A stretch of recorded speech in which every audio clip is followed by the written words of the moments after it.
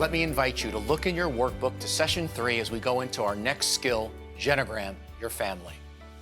A genogram is a visual tool to help us look at the history and dynamics of our family over 3 to 4 generations and its impact on us. As it says in your workbook, the purpose of this skill is to help you become aware of and to break the sinful patterns in your family of origin in order to live your God-given purpose in the world. This skill applies 3 biblical truths. The first is the blessing and sins of our families have impact lasting for at least 3 to 4 generations. That means your family, in the biblical sense, includes all your brothers, sisters, uncles, aunts, grandparents, great-grandparents, great-uncles and aunts, and significant others going back to the mid-1800s. So we see scriptures such as when God gives the 10 Commandments, and he says, "You shall not make for yourself an idol, for I, the Lord your God, am a jealous God, punishing the children for the sins of the fathers to the 3rd and 4th generation." Exodus 24, 5 and 6. The Hebrew word for punish means tends to be repeated. In other words, what happens in one generation often repeats itself in the next. The consequences of actions and decisions taken in one generation affect those who follow. So our pasts are played out in the present, in our present relationships without us necessarily being aware of it. For this reason, we often observe certain patterns from one generation to the next, such as divorce, addictive behaviors, inability to feel certain emotions, sexual abuse, poverty, depression, unstable relationships. As has been said, we may be through with the past, but the past is not through with us. The second principle is becoming a Christian is to be birthed into a new family and a new culture. When we come to Christ, we are birthed and adopted into God's family. We then have new brothers and sisters from around the world. We are given a new name, Christian, a new inheritance, and a new power by the Holy Spirit. What determines our identity is no longer first our biological blood, but the blood of Jesus. And finally, the third truth is discipleship is putting off the sinful patterns of your family of origin and culture and learning how to do life in the new family of Jesus.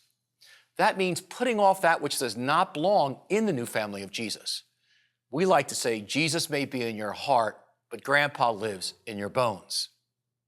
Discipleship is getting Jesus and his way of doing life deep into your bones.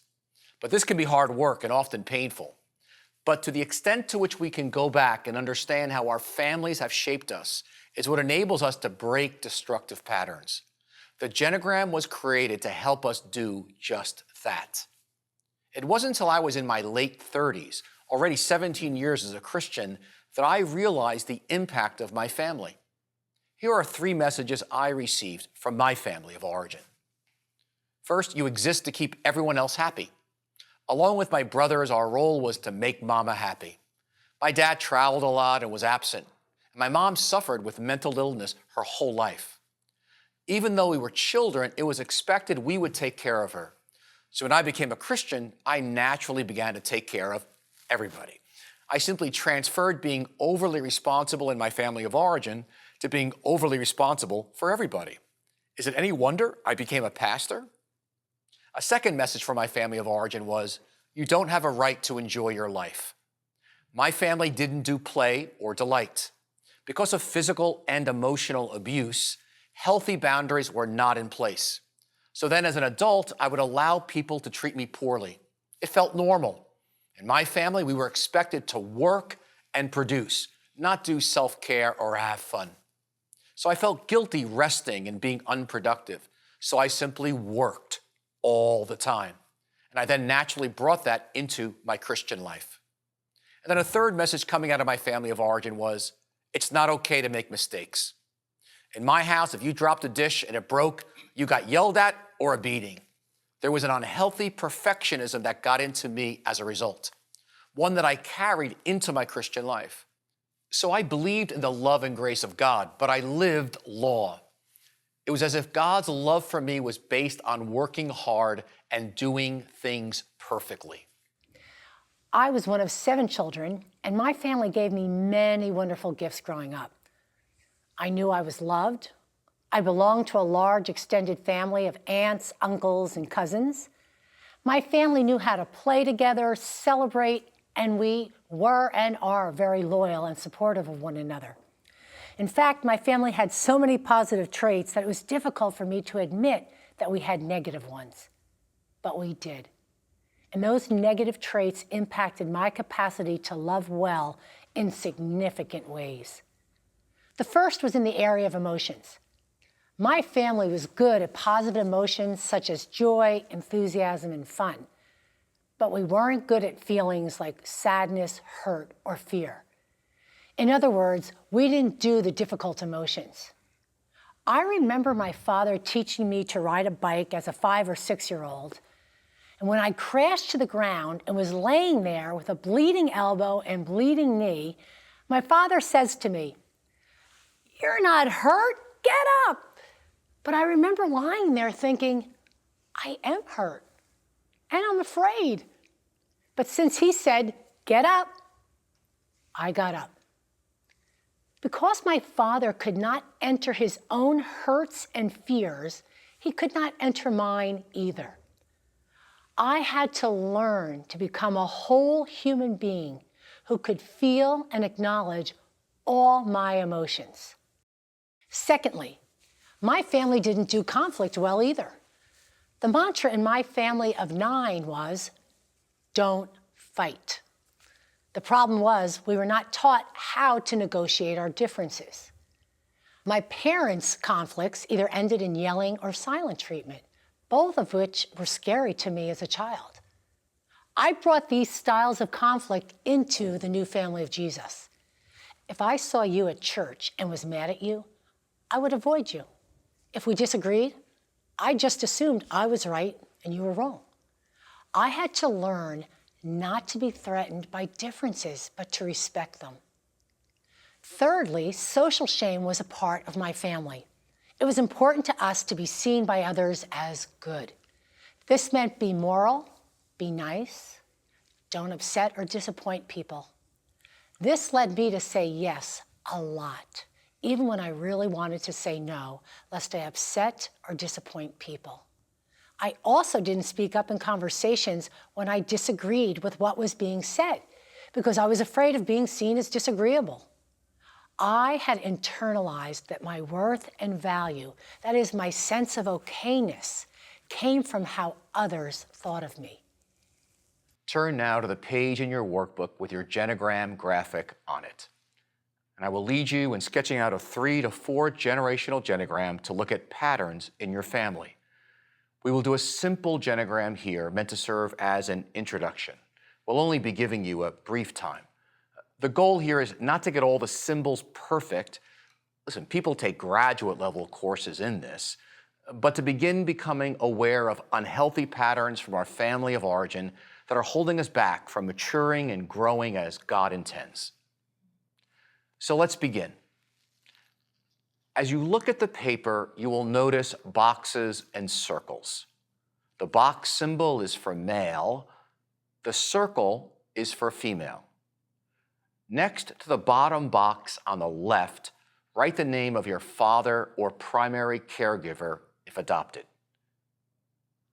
Next to the bottom circle on the right, write the name of your mom or primary caregiver.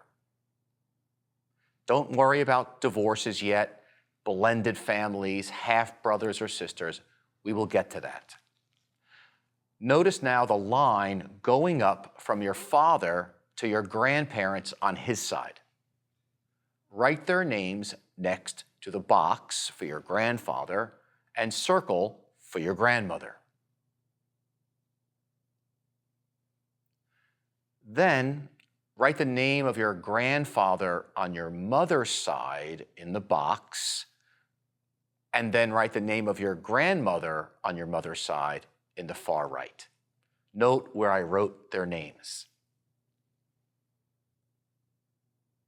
If you don't know their names, simply put a question mark next to the box or circle.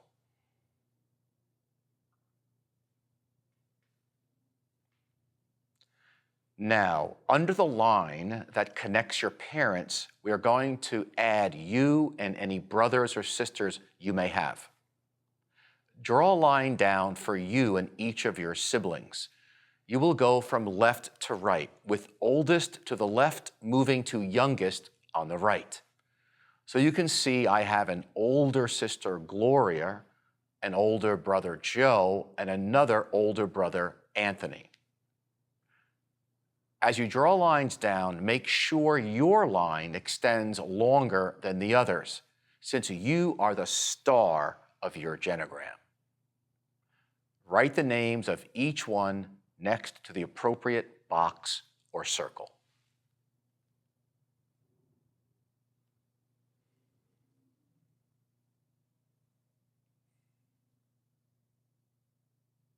Now we have 3 generations showing in the diagram. Now, let me invite the leader or facilitator of your session to stop the video at any point to give you all a few extra minutes if you need it. Next, if you are married or were ever married, you will note that with a line running from you to your spouse as you see on your screen. Then draw lines down for any children that came from that marriage. Write their names. So you can see Jerry is my spouse and we have 4 daughters. Or if you are living together with an intimate other but not married, use a dotted line to signify that. You can see that symbol in the box below that says relationship dynamics and has symbols.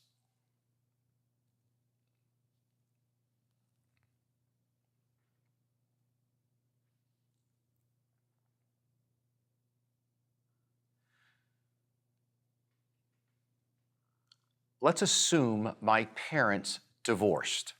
We would draw 2 slashed lines on their marriage line as you see on the screen. If they only separated, you would put 1 slashed line. Then if my father remarried or lived with someone for a length of time, I would draw a line going to the left of him with a circle for the woman, as you can see on the screen, noting her name.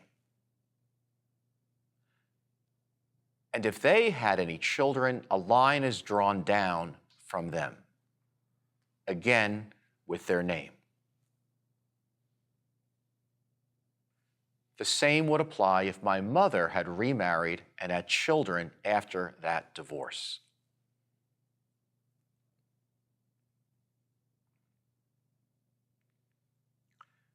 Now, anywhere in your genogram where there was a divorce, use the divorce symbol of 2 slashes between the couple.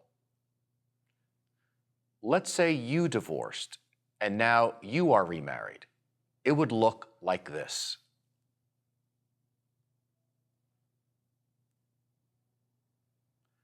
Finally, for people who have died, we mark it with an X in the box or circle.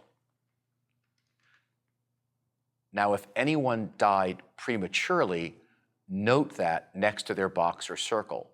At what age did they die and how? For example, an accident or cancer or suicide. Especially note premature deaths as they are significant. For example, my dad's father, Dominic, died prematurely at age 47 in the middle of the Great Depression, and 5 of his 6 children had to drop out of school to support and work for the family.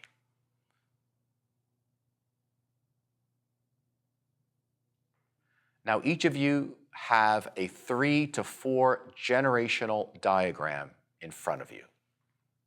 Now I'm going to explain some other important additions to your genogram.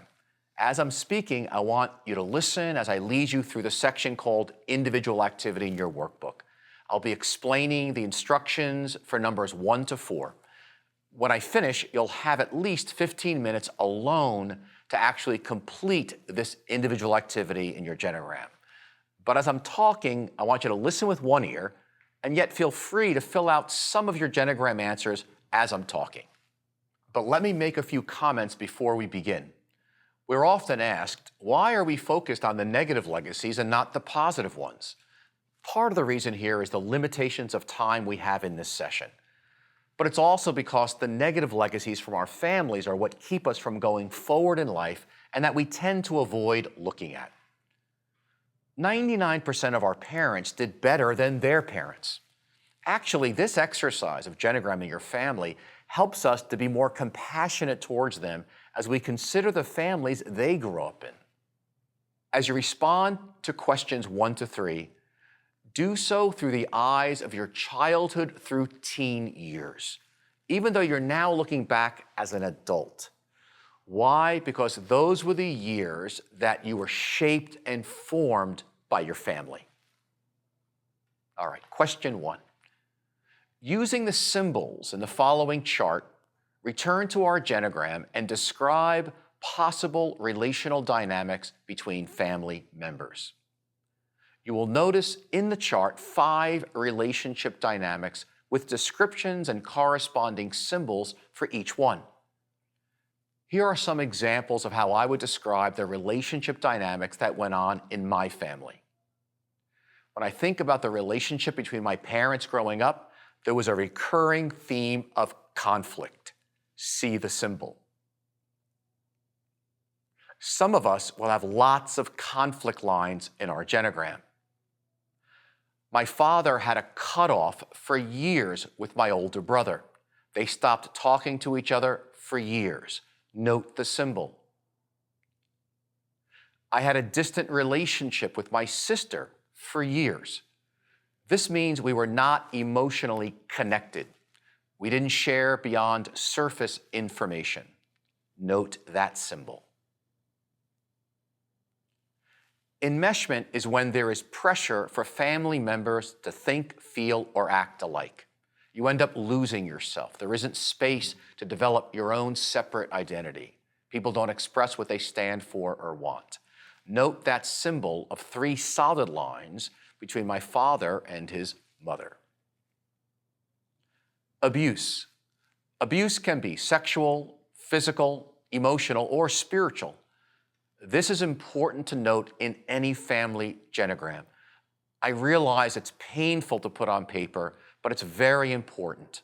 We see that in my grandfather with my mother and his wife. Note the symbol. If there was abuse of any kind that came from someone outside your family, you will want to note that on your genogram. Now look at the second question in your workbook. I want you to think about reoccurring themes that run in your family, such as addictions, affairs, secrets, abuse, divorce, mental illness. See that box on the right side of your genogram sheet. A few themes in my family were cutoffs, overworking, and abandonment. Note those in the box provided. Question 3 will ask you to note any earthquake events.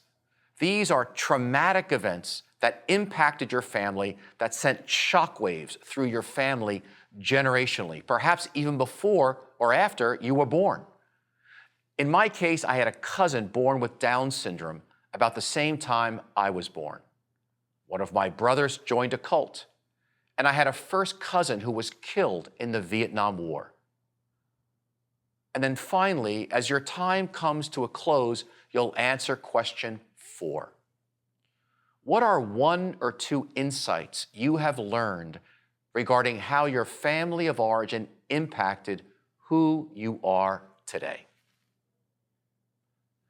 So now turn to your workbooks and complete questions 1 to 4, filling out your genogram prayerfully before the Lord. Just be sure to leave time towards the end to answer that final application question in number 4.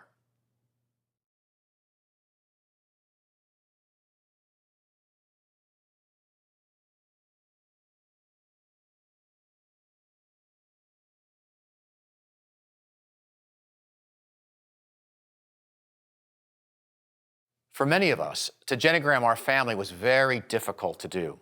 We commend you for your courage. The story of the Israelites coming out of slavery in Egypt is a great picture for us. They lived for 400 plus years as slaves. They had other gods, they lied a lot, they stole, they coveted, they worked 7 days a week. Although God had delivered them out of Egypt, Egypt was still deep in them. They were freed by grace, but they still lived the way their families had for generations in Egypt. It was in their bones. They had to be formed now as God's new family. So God gave them, for example, the 10 Commandments. In the same way God gives us Scripture. We call this the work of discipleship. That is why it's so important that we become deeply aware of the commandments of our family, most of which were never spoken to us explicitly, but they are in us. The principle is you cannot change what you are unaware of. So look in your workbook and consider the examples of unbiblical family commandments. We chose 10 common ones. For example, look at the first commandment on money. Some of us were taught things like, money is the best source of security. The more money you have, the more important you are. Or make lots of money to prove that you made it. I knew a young man named Stephen who found himself in very serious financial debt. Overwhelmed and frustrated, he looked at the largeness of what was ahead of him. I invited him to do a brief genogram of his family around the issue of money and finances with a simple question: how were finances handled in your family growing up? We sketched out a 3-generational genogram looking at how his grandparents and his parents dealt with money. The pattern was unmistakable. There was a lot of debt, mismanagement of money, and constant financial struggles. This awareness took him on a journey to change that legacy. Let's look at the commandment of anger. How did your family do anger? Was there only one person who was allowed to be angry? Did your family stuff anger, then explode, or leak it out in sarcasm? Was anger dangerous or suppressed? We had a husband share with us how his wife would lash out and verbally attack him. I asked John if he had anger toward his wife when this happened. "Oh no, I'm not allowed to get angry with her.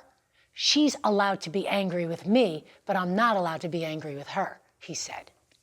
The story then spilled out that John grew up with an alcoholic father who took his anger out on the family, but the family was never allowed to be angry with him. John had an internal rule that said, it's not safe to show my anger. So he was allowing his wife to disrespect him rather than assert himself. The question is, how do we do anger in the new family of Jesus? God says, don't let the sun go down on your anger. He also says, be angry, but don't sin. God has given us our anger to assert ourselves, not attack others, especially when we are being disrespected. Let's look at the commandment of grief and loss. How did your family do grieving? When I was in the 2nd grade, my grandfather died. I have an indelible memory of coming upon my mother in my grandparents' basement. She quickly turned her head so I would not see her crying. She had her hands on her face just like that. And as a 7-year-old, I can still remember the jolts of fear in my body because 1, I had never seen my mother cry. And 2, because there was something happening that I wasn't supposed to see. This would be just one of the many messages from my family where I internalized that showing sadness or weakness must be bad. My mother didn't know how to grieve because her family didn't know how to grieve either. When she was 9, her sister, just 1 year younger than her, died. It's very traumatic for a child to lose a sibling. Her parents didn't know how to talk about the tremendous pain of that loss with their children, and they turned to alcohol instead. But what does God say about grief and loss? Well, it's such a significant part of life that 2/3 of the Psalms are about grief. And we have a whole book of the Bible called Lamentations on grieving. Since life is filled with losses from birth to the grave, it's essential that as members of the new family of Jesus, we acknowledge our losses. God uses our losses to meet us in ways we could never imagine. Now please return to your workbook and follow the instructions.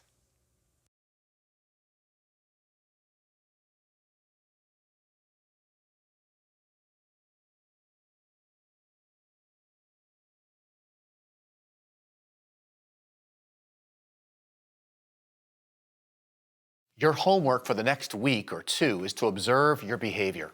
If something seems out of order in your life, ask yourself, how did my family do that? There are many layers of doing a genogram. It can be a shock for someone to do this for the first time. I spent 1 full year in an advanced program interviewing every living member of my family to build an extensive genogram. The purpose was to see how deeply my family had impacted me in the present. It was very painful, but powerful and liberating. So let me encourage you to, 1, prayerfully reflect on your genogram this coming week. Sit with your genogram before God in prayer. Give God time to clarify things for you, perhaps making additional connections.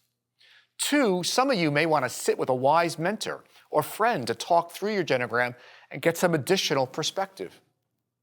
3, others of you may see the value of meeting with a good Christian counselor or therapist for healing of deeper wounds. For me, this was indispensable as I had abuse in my history that I had buried for years. Every family is broken. Some are very deeply broken, as mine was. So was Joseph's, one of the primary figures in the book of Genesis.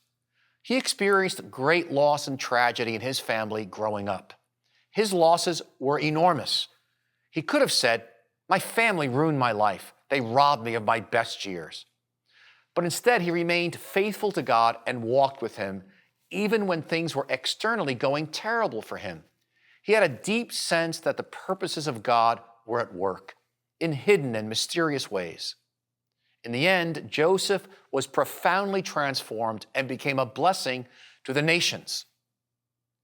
God placed you in your family at a particular moment in history, into a particular set of circumstances, in a particular place. He did that to shape you into a person that, like Joseph, might be a blessing to the world around you. Here is the great truth. God works in, through, and in spite of your family and past. This is the entire lesson of the book of Genesis. The purposes of God are at work in hidden and mysterious ways. God is working out His purpose through and in spite of the traumas we experience. Joseph did not deny his painful past, but he wept over his losses, and he stayed with God. He knew people may have planned this for evil, but God planned it for good. I love the phrase, the invisibility of God in human affairs. God has been at work in your life from the time you were in your mother's womb, and He wants to take your past and give you a great future out of it. God will waste nothing. In fact, when we surrender ourselves to God, we find that some of our best material is found in the failures and pain of our past. So let me invite you again this week to dig into the Daily Office, Emotionally Healthy Relationships Day by Day. You'll be in week 3, and a number of devotional readings will directly speak to issues related to the skill Genogram Your Family. As you cultivate your own personal relationship with Jesus, you will better be able to put off any false messages you receive from your family of origin. And you will experience more deeply God's message to you that you are loved and lovable, and that His hand is on you for a great future. So may you be like Joseph, who stayed with God through good times and bad. And may you trust Him to take all the broken parts of your history and create something beautiful with your life that you can then offer to the world.